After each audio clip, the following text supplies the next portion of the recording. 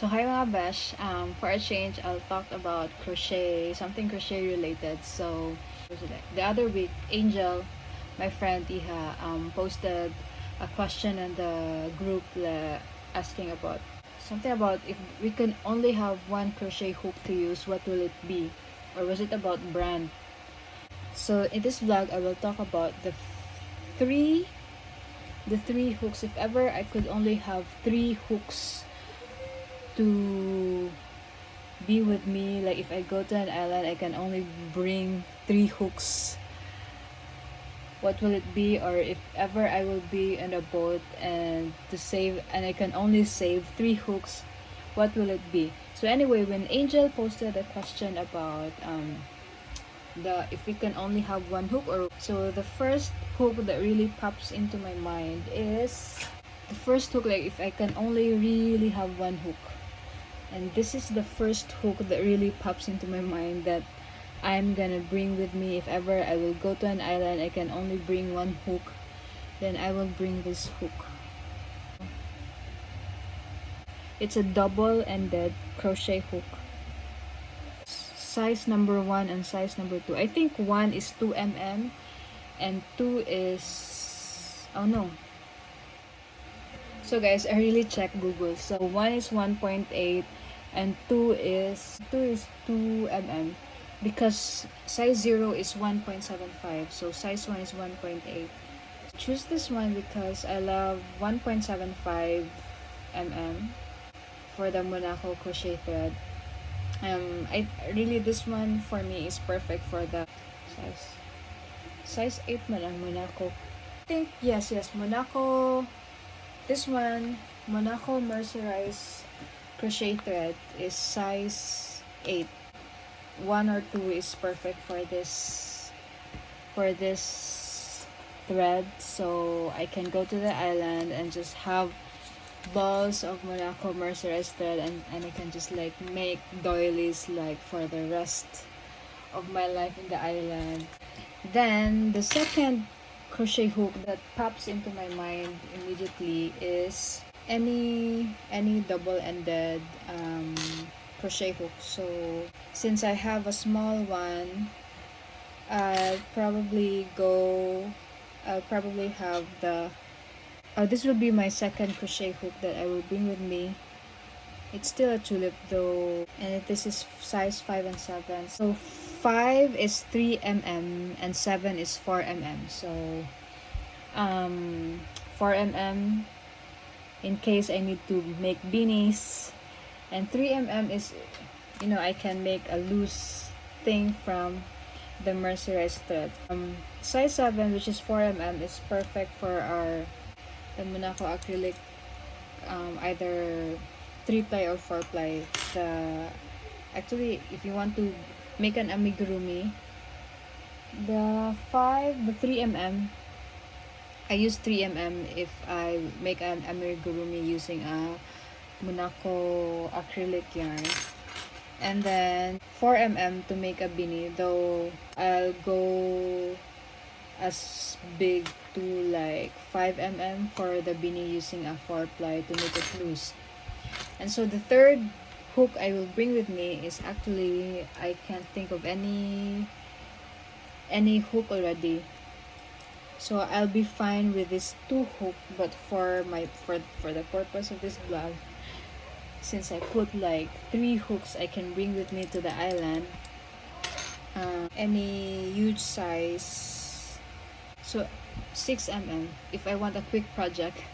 Like what I mean quick project, like quick to finish, so you need a big hook para dali siya mahuman.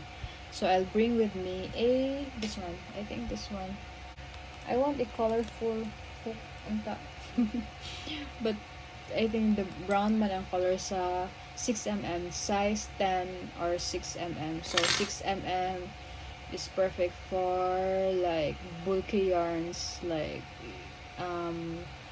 4-ply. The 4-ply Monaco acrylic, you can use this for making beanie raman ako muna beanie, or any quick project like a tote bag. So this will be the 3 hooks that I will bring with me. So I wish this hook is really like readily available in any like sari-sari store in Philippines, because this is really cheap. Like this is very affordable, like 50 pesos. This is available in Gansilio. I find this in Gansilio or I think Oma Yarn also carries this type of hooks, the double-ended tulip, because it's nice to use. It's only like around I think Gansilio like sells it for 50 pesos, and 50 pesos you already have two hooks. And I think the same thing, probably this one is like I bought this for probably 50 or 40 pesos too. And also I read somewhere that this actually this tulip, the double-ended, is actually the same thing, is what is used sa ilang, they call this the gray version, right? The gray version. So mora daw ni ang hook gigamit nila. Actually, if you pull this out daw, kay double-ended daw ni. I saw it in the internet, but then you don't kind of like trust the internet. So one of the topics nga like they will kind of discuss is about like, is there a difference between generic hooks and branded hooks? So for me, yes, there is. Though mayon ka nga, dili na sa pana kung dili sa Indian. So it's not about the hook, but it's about the crochet, the maker. So at the end of the day, ang naghimo yun na. But for me, yes, there is difference. Big difference, I would still say yes, big difference. Though for a beginner, I would highly recommend Susan Bates for the beginner, or any, how do you call this?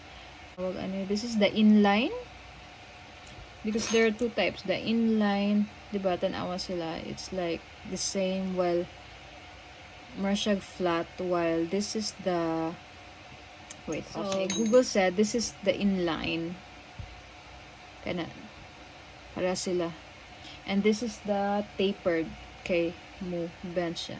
So the problem that I with the generic hooks is, for example, this one is Daiso. Iyang head is so huge, but then ang iyang bent diri is so small. So if you're a beginner, maglisod ka, igsod nimo when the yarn reach here, this katong marag circle, muhuot siya kay nigamay man. So ang tendency is maglisod ka gawas niya, wala pa yung control. Ang if you're a beginner, you have no control with your tension, so it ended up like very tight, and like this one.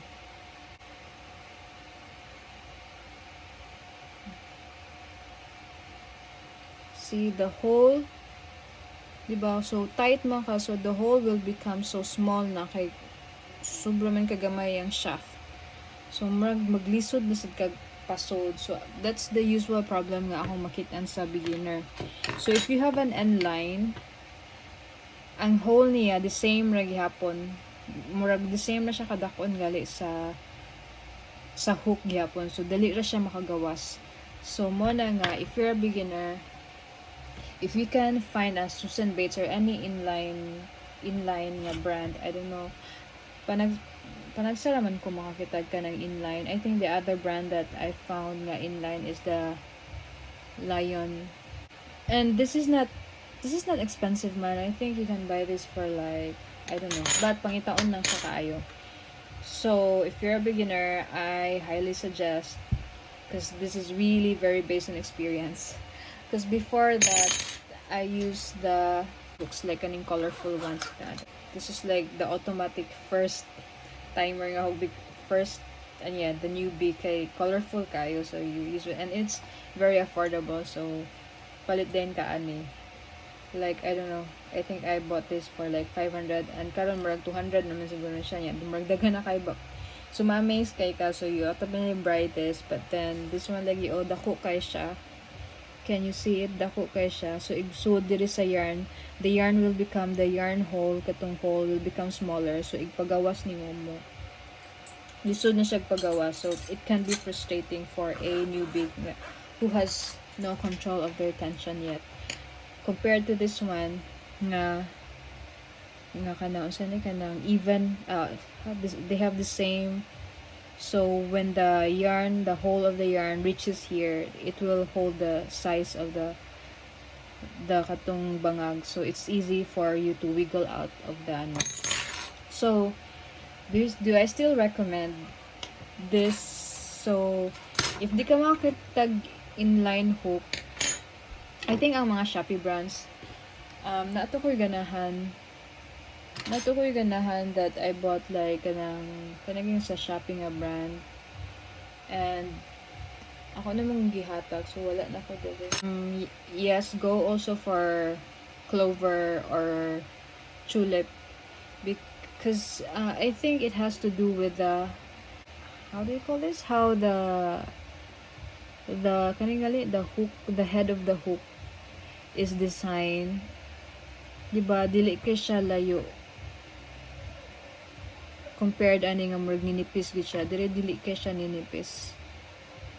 And lahi lang sa experience if it's you cannot say, actually dili mo siya expensive. If you really, diba, just like a chef, if you're a chef, diba, they said the chef's, how do you call that, para murag weapon is really the knife, and mahal ba yung knife. And also like if you're a hairstylist, it's the gunting man sa imuhang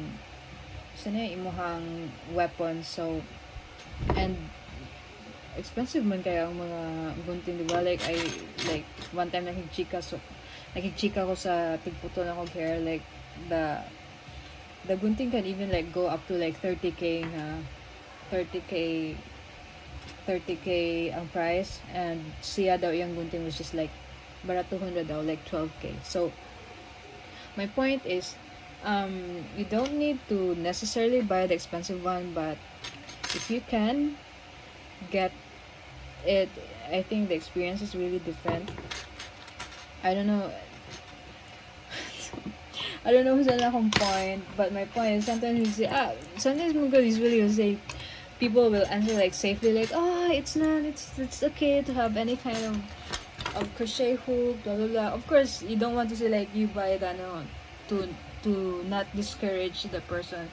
Of course, if you're starting, you can like, you don't need to buy right away the expensive hook if you're a beginner. Because basin dili ka ganahan. On the other hand, you can still buy, if you're a beginner, you can still go straight buy the expensive one, because you can always sell it. Really, dali na kayo mabaligya ang mga crochet hooks. There's always who wants to buy the hook. So it's not like if you buy it and then dili na kaganahan, dili mo resell, you can still resell it. So yeah, so my point is, sumana to. Our point is, you can use any kind of hook, but the thing is, there's really a difference if it's an expensive or not the expensive one. Story about there are like hooks who mimic the tulip or clover experience. Basta kanang sa Shopee, I think kanang murag parehas ra ba sila usahay og feel sa clover or tulip. Okay, this one, yabale. Ganahan kay ko ani nga hook, but kuan na ni siya, gagmay lang siya nga sizes. It's the steel hook sizes, like I think the biggest is 2mm down below. So ganahan kay ko ani nga hook actually. So that's it na, guys. Bye.